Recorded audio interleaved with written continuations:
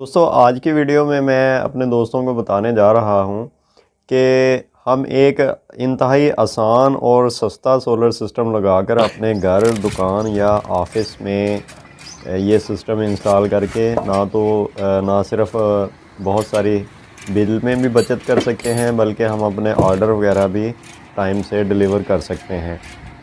आज के सिस्टम में मैं आपको ना सिर्फ ये बताऊंगा कि ये सिस्टम कहाँ कहाँ पे कामयाबी से काम कर सकता है, बल्कि ये भी बताऊंगा कि ये सिस्टम में क्या क्या चीज़ें शामिल हैं और तमाम चीज़ें आला क्वालिटी की होंगी और उनकी रेट वगैरह भी आपको बताऊंगा। और दोस्तों और फिर इसको लगाने का तरीका भी आपको मैं इंशाल्लाह इस वीडियो में समझाऊंगा। तो आप दोस्तों से गुजारिश है कि वीडियो को मुकम्मल और पूरा और इंतहाई गौर से देखिएगा, ताकि कोई किसी किस्म की दोस्तों कन्फ्यूजन बाकी ना रहे। तो चलें आए वीडियो शुरू। दोस्तों अगर हम इस सिस्टम को घर के लेवल पे लगाते हैं तो हम सबसे पहले तो इस पे 2 fan, 4 lights, juicer, grinder, TV और वाईफाई डिवाइस लगा सकते हैं। जबकि दूसरी ऑप्शन ये है कि एक रूम कूलर और एक फ़ैन चलाकर बाकी सारी चीज़ें जैसे जूसर, ग्राइंडर, टीवी वगैरह ये सारी चीज़ें चलाई जा सकती हैं। और तीसरी ऑप्शन ये है कि वॉशिंग मशीन चलाकर बाकी सारी चीज़ें जो है वो चलाई जा सकती हैं। दोस्तों दुकान के लेवल पे अगर देखा जाए तो जिस तरह मैंने घर की मिसाल दी है, उसमें जो 1 नंबर ऑप्शन है उसके अलावा वो सारी चीज़ें चला सकते हैं। इसके अलावा सिलाई मशीन, फ़ैन है, 4 लाइट्स वगैरह और वाईफाई डिवाइस वगैरह ये सारी चीज़ें चलाई जा सकती हैं। तो दोस्तों अगर ऑफ़िस लेवल की बात की जाए तो ऑफ़िस में मौजूद कंप्यूटर, टीवी, फ़ैन और लाइट्स वगैरह इस सिस्टम पे आसानी से चलाई जा सकती हैं। सबसे पहले हमें ज़रूरत है सोलर इन्वर्टर की। सोलर इन्वर्टर जो है वो 1 kVA का इसमें चाहिए दोस्तों। तो 1 kVA यानी तकरीबन 800 वाट ये बनता है। तो ये आप अपनी मर्ज़ी से कोई भी ले सकते हैं, लेकिन मैं जो रिकमेंड करूँगा वो ये कि उसमें एक तो MPPT कंट्रोलर होना चाहिए। MPPT कंट्रोलर और उसके VOC यानी सोलर साइड पे जो VOC हैं वो कम अज़ कम भी 100 वोल्ट होने चाहिए।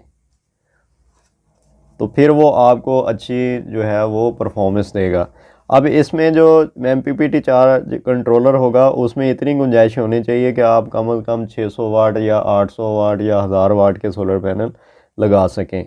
तो इस सिलसिले में इस लिहाज से हमारे पास जो सोलर इन्वर्टर है वो है मैक्स पावर का। तो दोस्तों ये इसके साथ 50 एम्पेयर का सोलर चार्ज कंट्रोलर होता है और इसके साथ हम 600 से लेके 800 वाट तक के जो है वो पैनल लगा सकते हैं। तो दोस्तों सोलर पैनल जो हमने लेने हैं वो 600 से लेके 800 वाट तक हम इसके साथ लगाएंगे। अगर आपने 150 वाट के पैनल लेने हैं तो 150 वाट के दोस्तों आजकल पैनल का बहुत मसला है और वो अच्छी क्वालिटी के नहीं आ रहे। लेकिन अगर आपको अच्छी क्वालिटी के मिलते हैं तो 150 वाट के आप 4 पैनल लेंगे तो वो बन जाएंगे 600 वाट। इसी तरह अगर आप 300 वाट के लेंगे तो वो बनेंगे 2 और इसी तरह 400 वाट के 2 पैनल लगा सकते हैं, वो बन जाएंगे 800 वाट। तो बेहतर यही है कि आप इन दोनों में से कोई सिलेक्शन कर लें। तो ये तीनों जो सेट हम जो भी इसमें सेलेक्ट करें, हम तीनों को जो है तीनों में से एक जो भी लें इनको हम सीरीज़ में करेंगे। तो तीसरे नंबर पे आ जाता है हमारे पास बैटरी जो हमने इस सिस्टम के लिए लेनी है वो लेनी है डीप साइकिल बैटरी। एक तो इसकी लाइफ ज़्यादा होती है और दूसरा ये बैकअप भी अच्छा देती है। साइकिल में आप ट्यूबलर बैटरी भी लगा सकते हैं। बस आपने ये ख्याल रखना है कि उसकी जो मैन्युफैक्चरिंग डेट है वो ज़्यादा पुरानी नहीं होनी चाहिए। ज़्यादा से ज़्यादा 4-5 माह पहले की बनी हुई बैटरी हो। इससे ज़्यादा जो बैटरी पुरानी होगी दोस्तों वो उस तरह परफॉर्मेंस नहीं देगी। अमूमन दुकानदार होते हैं वो क्या करते हैं कि हमें ज़रा मुनासिब रेट पे, कम रेट पे जो है वो बैटरी पुरानी मैन्युफैक्चर्ड बैटरी जो है वो दे देते हैं। तो हमें ये लगता है कि ये हमारे साथ बड़ा एहसान कर रहे हैं। तो ऐसा नहीं होता। वो पुरानी बैटरी जो है 1-2 साल पुरानी बड़े सस्ते रेट पे हमें दे देते हैं, लेकिन वो उस तरह काम नहीं करती। तो आपको यही रिकमेंड करूँगा कि आप डेवो की डीप साइकिल जो है वो बैटरी लगा लें कि इसके अंदर जो इलेक्ट्रोलाइट होता है वो फैक्ट्री से ही फिल करके भेजते हैं। इसके अलावा हम एक ऐसा फ्रेम लेंगे जिसके ऊपर 2 पैनल आराम से एडजस्ट हो सकेंगे। फिर इसके अलावा हमें 2 डीसी ब्रेकर, एक सोलर पैनल के लिए और एक बैटरी के लिए। फिर इसी तरह 2 एसी ब्रेकर चाहिए होंगे, एक इन्वर्टर को जो इनपुट हमने देनी है उस पे लगाना है और एक एसी ब्रेकर हमने इन्वर्टर की आउटपुट पे लगाना है। डिस्ट्रीब्यूशन बोर्ड जो है वो लगाना है, ये हमने लगाने हैं MC4 कनेक्टर। तो एक पेयर हमें वो चाहिए होगा।